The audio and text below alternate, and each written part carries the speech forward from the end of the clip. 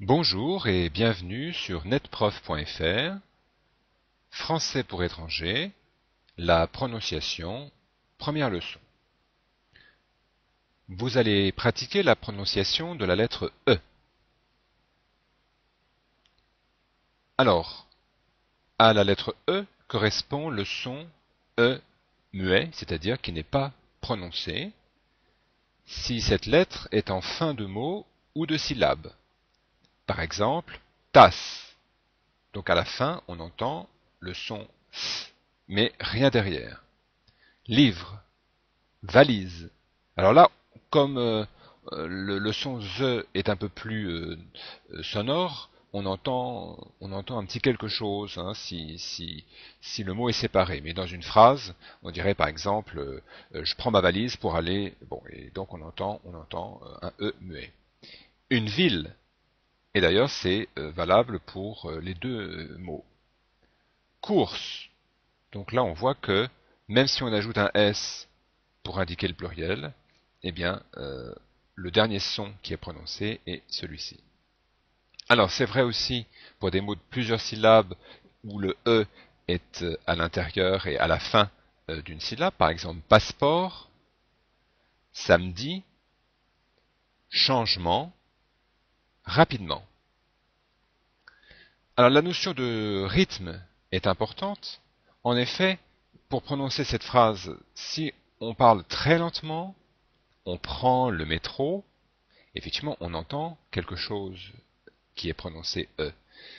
Mais personne ne parle aussi lentement, surtout pour prendre le métro. Donc, pour accélérer le rythme, parler de façon plus familière, plus naturelle, on va dire, on prend le métro. Le métro. Et donc, en fait, il n'y a plus rien entre le L et le M. Autre exemple, tu connais ce livre plutôt que tu connais ce livre qui est artificiel. Alors, nous continuons. Le son E, cette fois-ci, est prononcé. Il n'est plus muet, mais il est prononcé. Par exemple, quand on commence à parler, si je dis « ce livre est intéressant », bon, c'est un petit peu difficile à commencer à parler en utilisant un E muet. Vous voyez, ce serait difficile de commencer en disant « ce livre est intéressant ». Vous voyez, c'est presque physiquement impossible. C'est la même chose si on commence avec une phrase négative « ne pars pas », par exemple. Et aussi si on est en fin de phrase, fais-le, donc un impératif avec un pronom. On est bien obligé de prononcer ce E. Autre cas, à l'intérieur d'un mot, on entend le son E quand il y a deux consonnes avant le E. Par exemple, dans le mot autrement, eh bien, devant le E, il y a deux consonnes. Et ici, si je ne prononçais pas le E, on aurait trois consonnes, le T, le R et le M, sans aucune voyelle, ce serait impossible à prononcer. C'est la même chose pour mercredi. Alors, on en profite pour signaler trois mots où on retrouve la prononciation E, alors qu'en fait, on ne retrouve pas la lettre E. Dans monsieur, on entend bien le son E, mais on écrit ON. Dans le verbe faire avec nous au présent, nous faisons, et toutes les conjugaisons de ce verbe à l'imparfait, je faisais, tu faisais, etc. Donc ce sont trois particularités, trois bizarretés de la prononciation. En ce qui concerne le son E, donc on retrouve la lettre E accent aigu, donc un son qui est un petit peu plus ouvert que le E qui était prononcé juste avant, comme par exemple café, été, génération, téléphone, aller, donc le fait d'ajouter un E après le E accent aigu ne change pas la prononciation, musée. On retrouve le son E en fin de mot, donc avec la combinaison ER, EZ, EF ou ED, si la consonne finale est muette.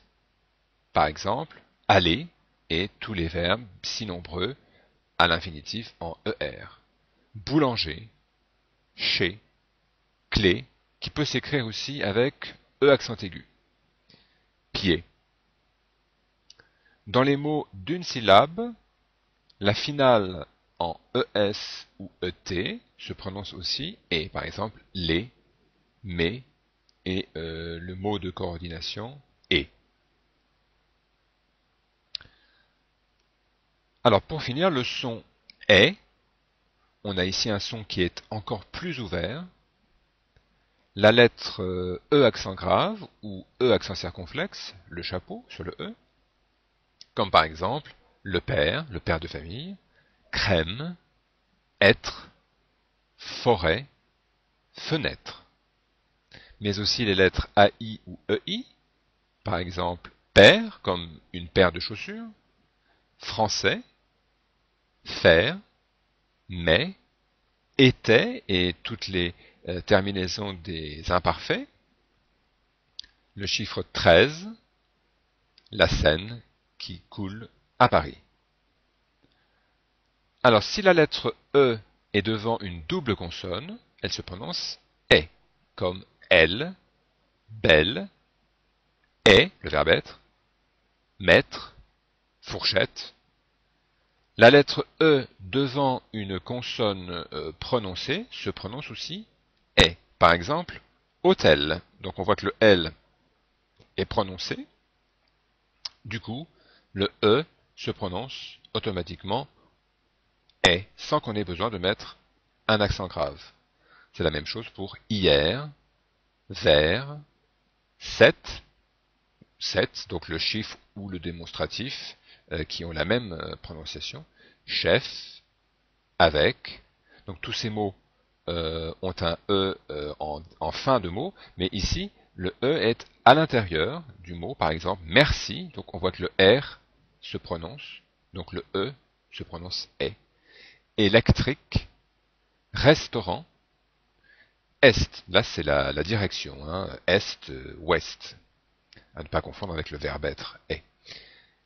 Même chose avec un X, par exemple, exemple, expert, espère, donc là on a non seulement le E accent grave, mais également le E devant le S qui se prononce est. Alors je vous propose de pratiquer le E muet.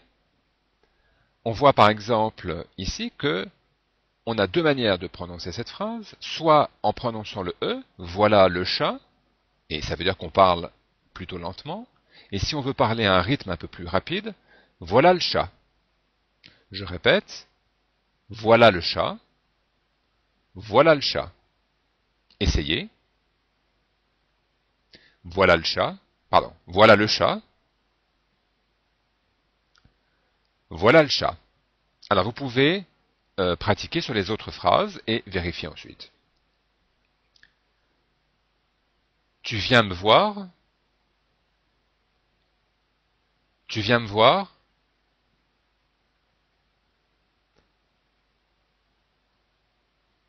Alors là, il y a deux E qui peuvent être prononcés ou muets. Donc là, on ouvre la fenêtre. On ouvre la fenêtre.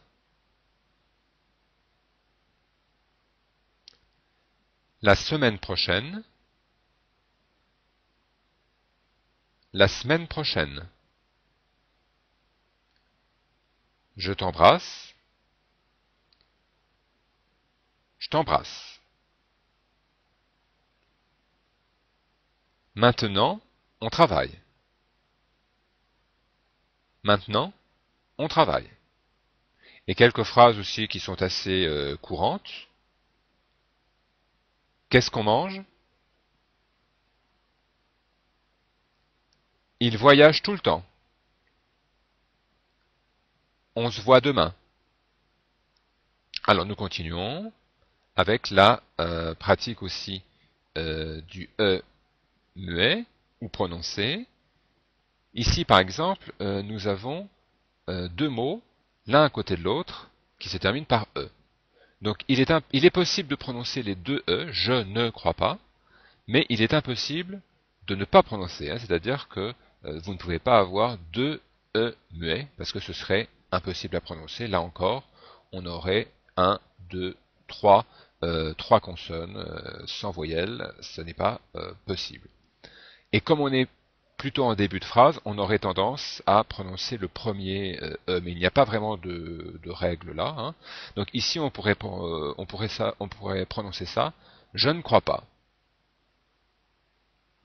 Ici, je ne sais pas. Alors ici, on peut essayer de ne pas prononcer, même si c'est un peu plus difficile, le premier E. Je te parle. Ici, on va essayer les deux possibilités. Je le connais. Je le connais. Même chose. Je me lève. Je me lève. Bonjour, monsieur. Donc là, c'est plutôt lent, donc plutôt poli. Et si on va plus vite, bonjour, monsieur. C'est beaucoup plus familier. Je répète, bonjour, monsieur. Ou bien, bonjour, monsieur. Qu'est-ce que nous faisons maintenant? Alors, nous continuons maintenant avec la pratique du son et. Thé ou café? Désolé, c'est fermé. Revenez après déjeuner. Une journée d'été. Mettez les clés sur la table à côté du petit panier. J'ai été dérangé par le téléphone toute la journée. Maintenant, pratique du son est. Son père est un chef d'orchestre japonais. Il fait très mauvais cet hiver. Mon frère a fait une belle photo de la scène. Merci, mais je préfère une bière. Je n'ai jamais mangé dans un restaurant grec. J'ai commandé une assiette de fruits de mer. Un élève a ouvert la fenêtre.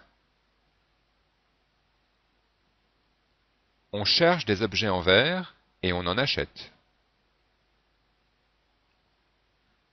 On perd 13 millions dans cette affaire.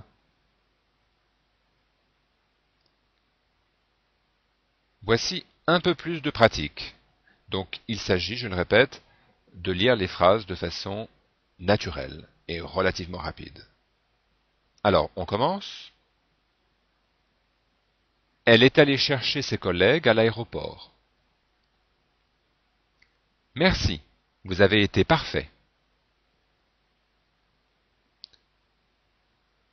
Tu savais qu'il y avait un nouvel hôtel à côté de chez ma belle-mère? Je ne pensais pas qu'il faisait si froid. En hiver. Hier, j'ai touché mon premier salaire. Pas le dernier, j'espère. Mon frère connaît un expert en grammaire française. On pourrait l'appeler. Vous ne faites jamais d'exercice l'après-midi. Alors on continue avec encore de la pratique. Bonne journée, monsieur. C'est vrai qu'il a décidé d'habiter au rez-de-chaussée? Si jamais tu te perds, appelle-moi tout de suite. Je me lève et je vais à mon rendez-vous chez le médecin. Ne regardez pas vos pieds quand vous êtes en train de danser. Qu'est-ce qui est écrit au-dessus du dessin? Maintenant, je pense que vous avez fait des progrès en français et que vous méritez de vous reposer.